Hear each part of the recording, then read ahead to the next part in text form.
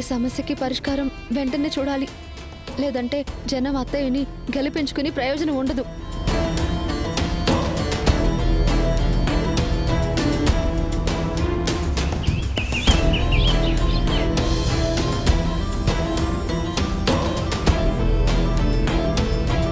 అప్పుడేమో తనకే సొంతమైంది దూరం కాకూడదు అనే ఆలోచన. కానీ ఇప్పుడు దూరమైంది ఎలాగైనా సరే సొంతం చేసుకోవాలనే పంతం. మీకోసం ఆల్రెడీ ఇద్దరిని గాయపరిచాడని చెప్తున్నారు. ఇలాగే వదిలేస్తే ఇంక దీనికి హద్దు లేకుండా పోయే ప్రమాదం ఉంది.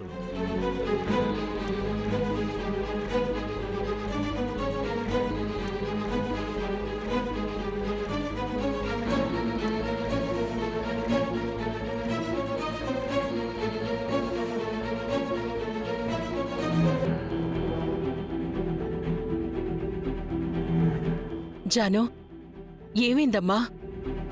ఎందుకు అంత టెన్షన్ పడిపోతున్నావు?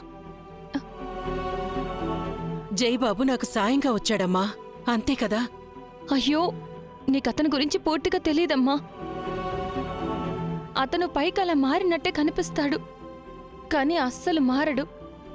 మారే రకం కూడా కాదు తను. అతను మనలాగా ఏది సూటిగా ఆలోచించడమ్మా, స్పష్టంగా చెప్పడు. 10 తలలున్న రావణాసురుడమ్మా తను. 10 రకాలుగా ఆలోచిస్తాడు, 100 విధాలుగా ప్రవర్తిస్తాడు. అందుకే నువ్వు కనిపించకపోయేటప్పటికి నిన్నేమైనా చేశాడేమోనని చాలా భయం వేసిందమ్మా నాకు. అమ్మ జాను, ఎందుకు భయపడ్డాం? చెప్పాను కదా నాన్న, నా మీద ప్రేమ ఉంది అని చెప్తాడు, కానీ నా వాళ్ళని ఏమైనా చేసేస్తాడు. ఎప్పుడు ఎలా బిహేవ్ చేస్తాడో తెలియని అపరిచితుడు నాన్న వాడు.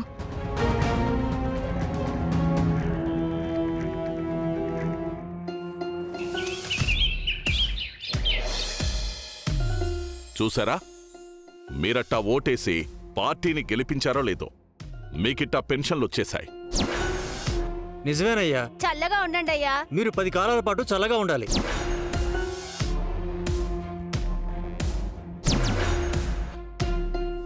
సార్ లాస్ట్ మంత్ పంచాల్సిన పెన్షన్లు ఎలక్షన్స్ వల్ల పెండింగ్లో పడ్డాయి సార్. చెప్పింది ఎన్నిసార్లు చెప్తావయ్యా? అది కాదు సార్, పెన్షన్స్ గవర్నమెంట్ ఆఫీసర్స్ అంటే మేం పంచాలి సార్. మీరు ఇలా చేయడం రూల్స్కి విరుద్ధం సార్.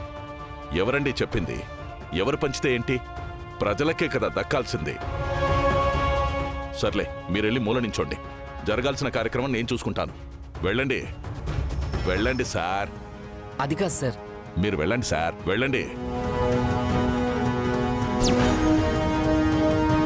చూడండి, మీరు మాకు ఓట్లేసి గెలిపించారు కాబట్టి విశాలాక్షి బదులు నేను మీ దగ్గరికి వచ్చాను. నా చేతులతో ఈరోజు నేనే స్వయంగా మీకు పెన్షన్లు ఇస్తాను. సరేనా? ఏవండి, ఆ పెన్షన్ డబ్బులు కలెక్టర్ గారు, ఆర్డీఓ గారు పంచాలి. అక్కడ ఎమ్మెల్యేగా అత్తయ్య గారు వెళ్తే అర్థం ఉంటుంది. కానీ ఇలా మావయ్య తొందరపడటం ఏంటో నాకు అస్సలు అర్థం కావటం లేదండి. నువ్వేం కంగారు పడకు తులసి, నేను చూసుకుంటాను. సరేనా?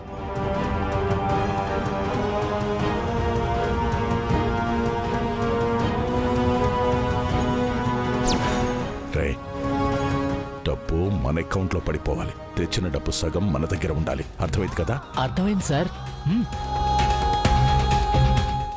అలాగే. ఇదిగో చూడండి, ఇవాళ లిస్టులో ఎవరి పేరైతే ఉందో వాళ్ళకే పింఛన్ ఇవ్వడం జరుగుతుంది.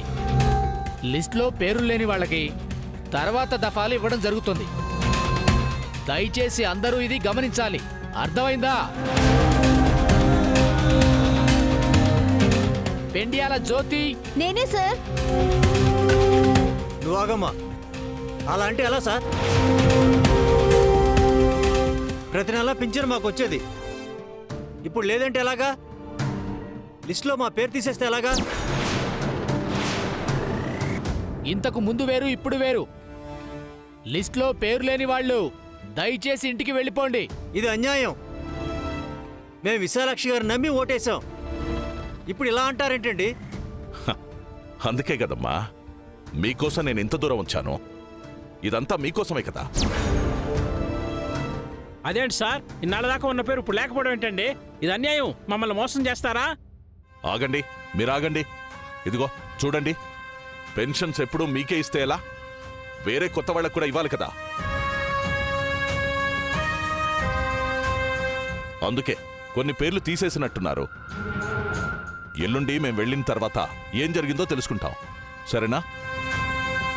అనవసరంగా ఈ విషయంలో గొడవ చేయకండి. వెళ్ళండి. ఓర్ని, జనాలకి పంచాల్సిన పెన్షన్ డబ్బుల్ని నొక్కేయాలని చూస్తున్నారా? మీ సంగతి ఇప్పుడు నేను చూసుకుంటాను. చెప్తాను మీ సంగతి. సార్ అలాంటి ఎలా సార్? మా పెన్షన్ మాకు ఇవ్వండి సార్. ఇలా చేస్తే ఎలా సార్? రేయ్, ఇలారా. చెప్పండి మేడం. నువ్వు కూడా జనాల్లో కలిసిపోయి ఇష్యూని పెద్ద చెయ్యి, ఓకేనా? సరే మేడం, అలాగే మేడం. వెళ్ళు.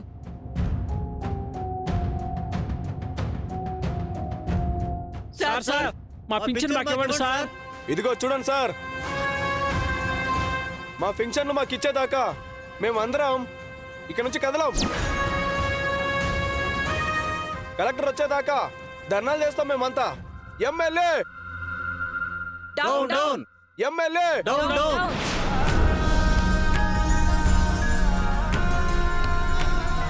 MLA down down, MLA down down.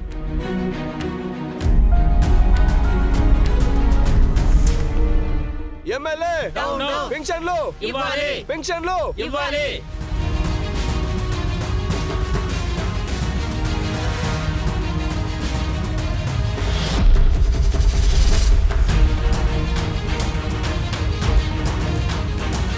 Hello collector గారు, నమస్తే అండి. నమస్తే, చెప్పండి. ఇక్కడ మీరు పంచాల్సిన పెన్షన్స్ ఎమ్మెల్యే విశాలాక్షి గారి భర్త పంచుతున్నారండి. అంతేకాదు, సగం మందికి ఎగ్గొట్టాలని ప్లాన్ చేస్తున్నారు. మీరు త్వరగా వచ్చేయండి. అలాగే అమ్మా, వస్తున్నాను. మ్మ్.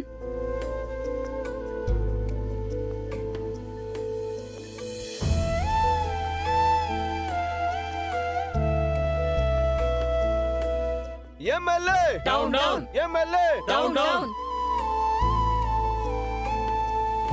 MLA down down, MLA down down.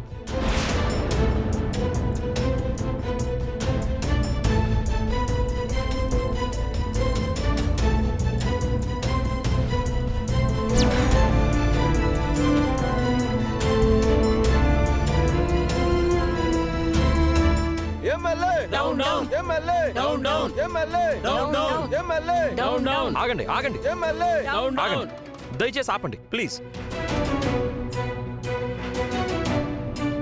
ఆగండి, ఏం జరిగింది? ఎందుకు ఇలా అరుస్తున్నారు? చూడు బాబు, పెన్షన్ లిస్టులోంచి మా పేర్లు తీసేశారంట.